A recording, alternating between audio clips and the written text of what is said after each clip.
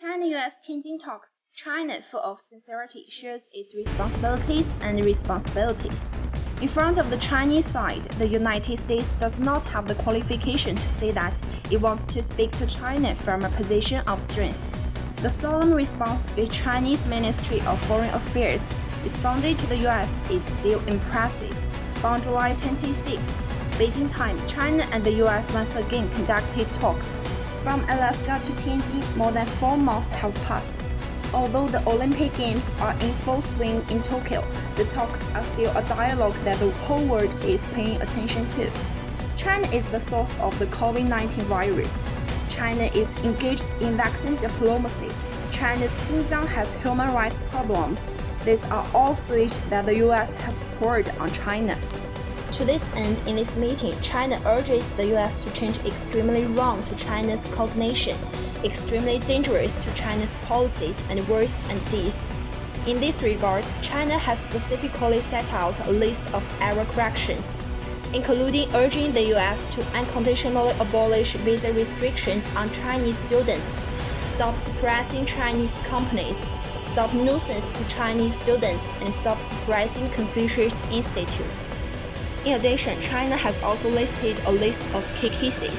China mainly has serious concerns to the U.S., including Chinese students to visit the U.S. visa. Chinese citizens have been unfair treatment in the U.S. The beauty of the U.S. disturb and collide the Chinese embassy. Anti-Asian and anti-China sentiments in the U.S. grow, and Chinese citizens have been violently attacked. China requires the U.S. to resolve it as soon as possible and earnestly respect and protect the legitimate rights and interests of Chinese citizens and institutions in the U.S. In addition to two lists, China also clarified the 3 bottom lines of Sino-U.S. relations, namely the U.S. must not challenge and destroy or even try to subvert the socialist road and system of Chinese characteristics.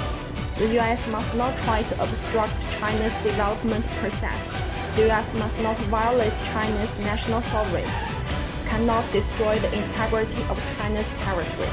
We can see that the Chinese side was full of sincerity at this meeting and fully conveyed to the world its position and direction for improving and stabilizing Sino-U.S. relations. China highlights the responsibility of responsible development and the country with its proactive action. We have also seen that the U.S. and the U.S. media do not seem to recognize the sincerity of China, but we believe that the world will look at this matter with a fair eye.